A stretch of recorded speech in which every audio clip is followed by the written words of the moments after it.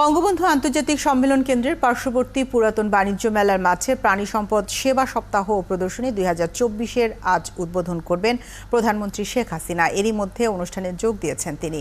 এবারের লক্ষ্য প্রাণী সম্পদের উৎপাদন বৃদ্ধি, দুগ্ধজাত পণ্যের বাজার সৃষ্টি, ক্ষুদ্র খামারি এবং উদ্যোক্তাদের গবাদি পশু উৎপাদনে উদ্বুদ্ধ করা।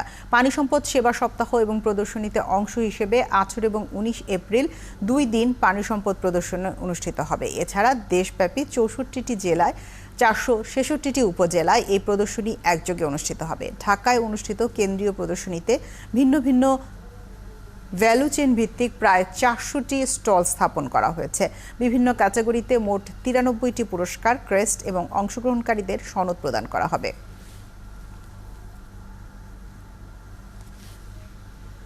প্রদর্শন করা হচ্ছে গ্রামান্য চিত্রটি উপভোগ করার জন্য সকলকে